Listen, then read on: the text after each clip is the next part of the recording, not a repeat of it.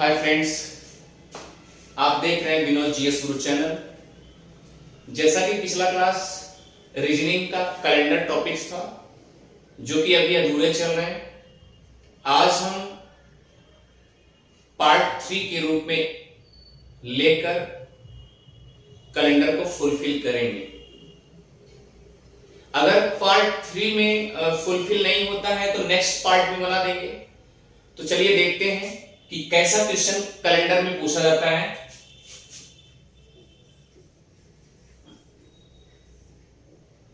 जैसा कि क्वेश्चन है, एग्जामिनर क्वेश्चन क्या करता है कि 1 जनवरी 1981 को यदि मंगलवार है तो 1 जनवरी 1983 को कौन सा दिन होगा?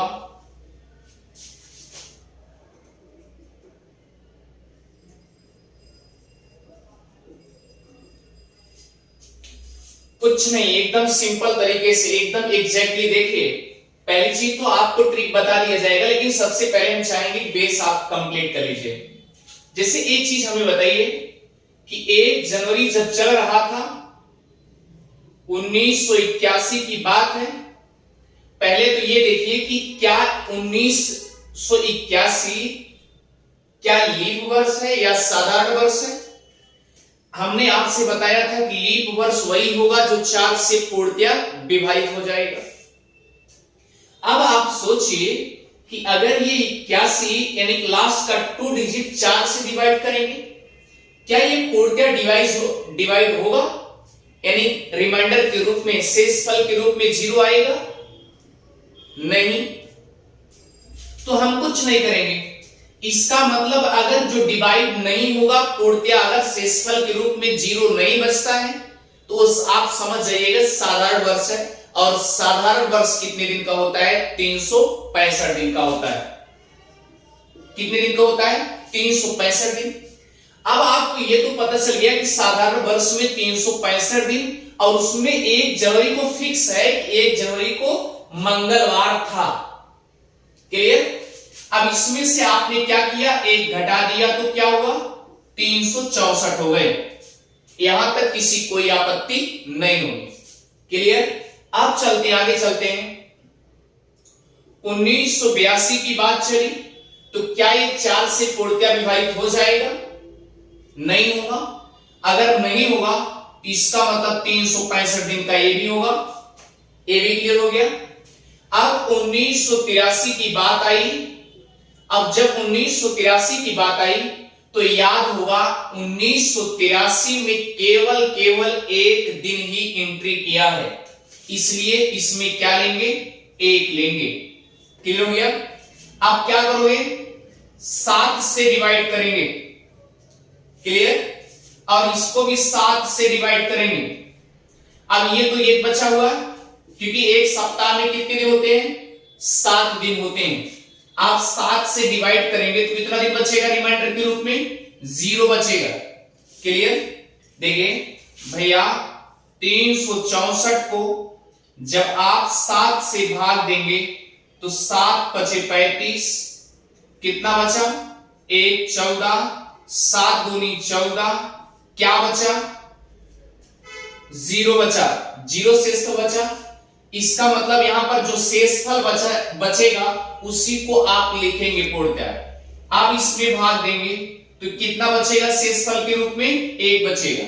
और ये 1 आपका हाई है तो इन दोनों को जोड़ लेंगे तो क्या होगा? 2 होगा। इतनी सी बात आपको समझ में आ गई होगी। अब आगे चलते हैं, इसको मिटा देते हैं। फिर क्या करेंगे? अब कर रहा है 1 जनवरी 1981 को यदि मंगलवार है तो 1 जनवरी 1983 को कौन सा दिन होगा? तो मंगलवार में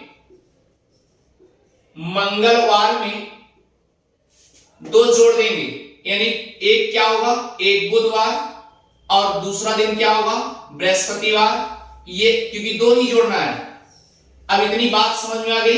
ये बृहस्पतिवार, अर्थात इसका आंसर क्या होगा? बृहस्पतिवार। ये अच्छे से आ गया होगा। तो इस तरीके से ऐसे क्वेश्चन को ऐसे सॉल्व करिएगा। क्लियर? अब इसे हम मिटा देते हैं। नेक्स्ट क्वेश्चन सेम कंडीशन पे है, आगे लगाएंगे, आप सॉल्व करेंगे। एक क्वेश्चन हम आपको बता दे रहे हैं, आप कमेंट बॉक्स में जरूर करेंगे और कमेंट बॉक्स में आप जरूर जवाब देंगे कि इसका आंसर क्या होगा। ध्यान दीजिएगा, इसका आंसर क्या होगा, आप जवाब देंगे अच्छे से।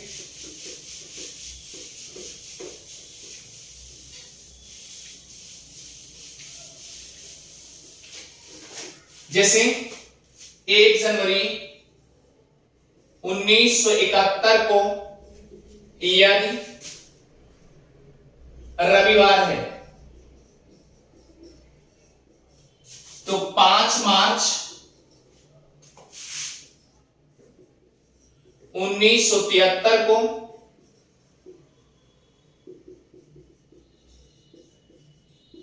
कौन सा दिन होगा। इतनी बात समझ आ गई होगी। यहां पर एक चीज आपको ध्यान देना होगा, जैसे 1 जनवरी 1971, ये तो एक घटा देंगे क्योंकि 365 में एक घटाएंगे 64 आ जाएगा, लेकिन यहां मंथ से स्टार्ट हो जाएगा 5 मार्च 1973, तो यानी माह भी इसमें करेक्ट किया जाएगा। तो लास्ट इस तरीके से आप आंसर निकालेंगे। जैसे एग्जांपल देना चाह रहे हैं, अगर हम सॉल्व भी कर देते हैं तो आप आसानी से सॉल्व कर लेंगे। 1 जनवरी 1971 को क्या था, रविवार है। अब ध्यान देने योग्य बात यह है कि क्या यह 71 लीप वर्ष है? नहीं है। अगर 71 लीप वर्ष नहीं है, कितने दिन का होगा? 365 दिन का। इसका मतलब साधारण वर्ष होगा।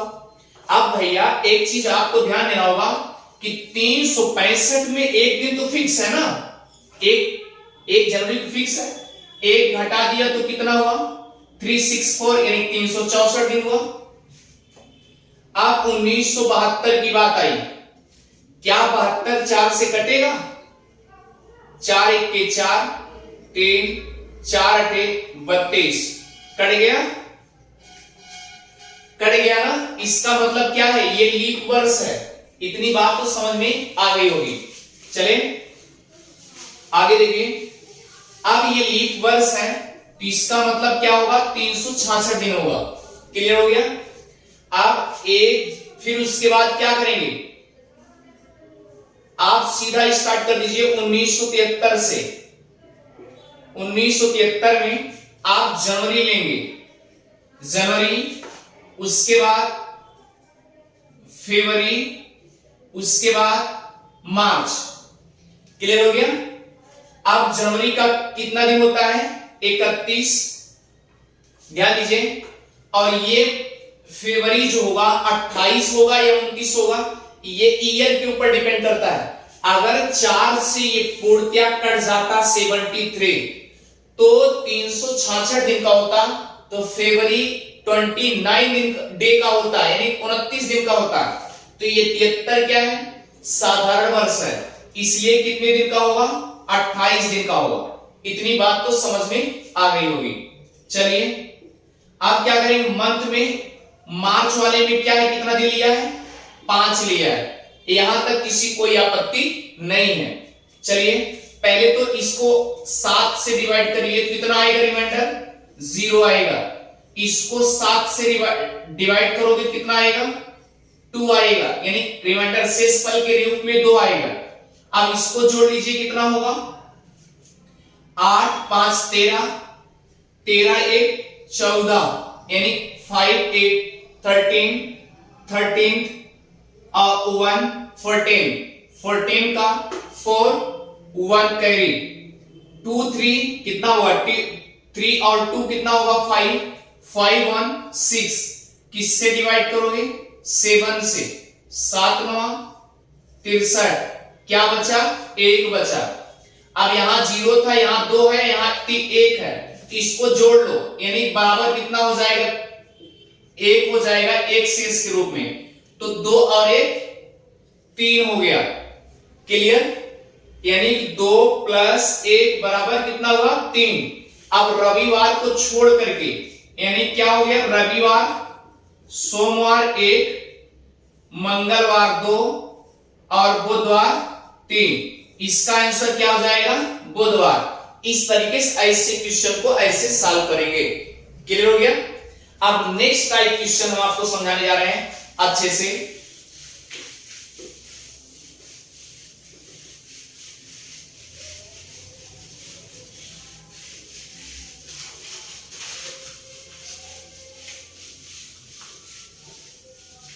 आइए चलते हैं नेक्स्ट टाइप क्वेश्चन कैसे होता है, कैसे बनता है।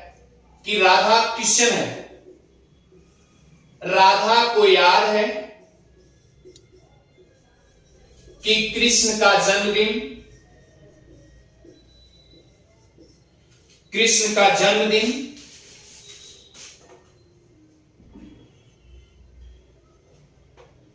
कृष्ण का जन्मदिन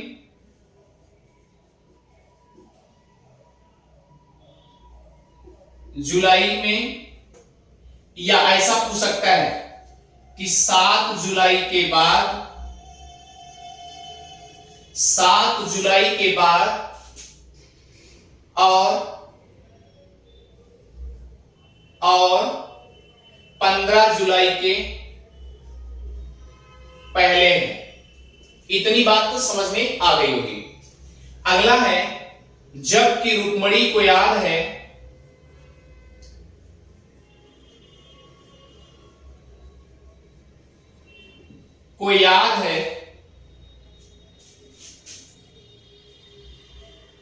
कि कृष्ण का जन्मदिन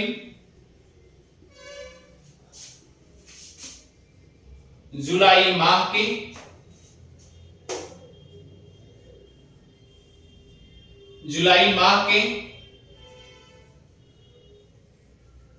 13 तारीख के बाद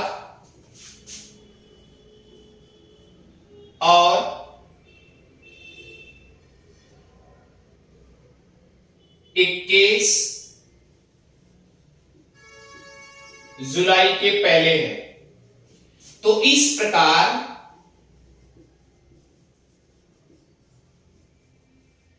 कृष्ण का जन्मदिन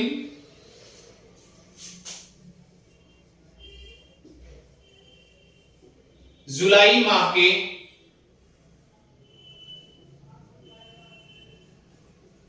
21 तारीख को है। ये बात तो पकड़ में आ गई होगी।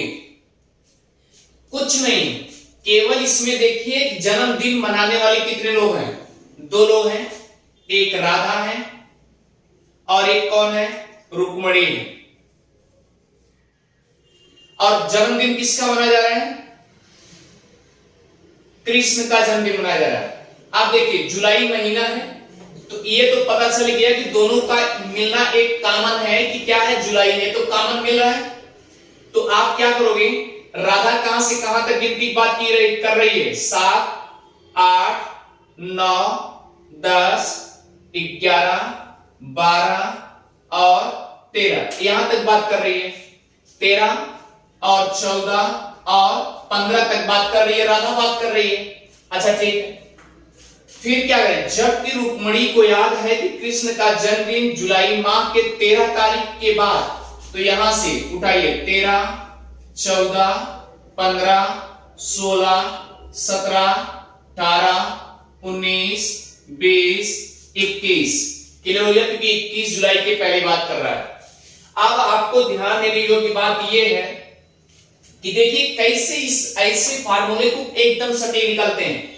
अब ये देखिए, जो दोनों में कॉमन ना मिल रहे हों, जैसे यहां से लेके 12 तक कोई अंक इसमें नहीं मिल रहा है, इसी तरीके से 16 से लेके 21 तक ये राधा वाले में नहीं मिल रहा है। तो जो ना मिले पहले उसे तो काट दो। आपने काट दिया, 7, 8, 9, 10, 11, 12 कट गया। इसी तरीके से 16, 17, 18, 19, 20, 21 कट गया। अब बचा क्या है?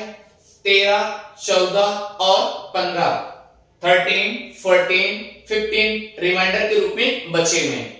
अब आपको क्वेश्चन में तलाशना है, यहां पर क्या लिखा है? 7 जुलाई के बाद 15 जुलाई के पहले। इसका मतलब 15 जुलाई के पहले, इसका मतलब कि 15 को नहीं है। ये बात पकड़ में आ गई। आप देखिए, जबकि रुक्मिणी को याद है कृष्ण का जन्मदिन जुलाई माह के 13 तारीख के बाद, इसका मतलब 13 को भी नहीं है। अगर 13 को भी नहीं है तो किस डेट में है? 14 में है, जो कॉमन मिला। तो आपका आंसर क्या हो जाएगा? 14। ऐसे आपके क्वेश्चन ऐसे सॉल्व करेंगे। हाँ, दूसरी बात है, अगर आपको इस तरीके से आपको समझ में आ रहा है तो आप विनोद जीएस गुरु चैनल को सब्सक्राइब करते रहिए और शेयर करते रहिए। Thank you.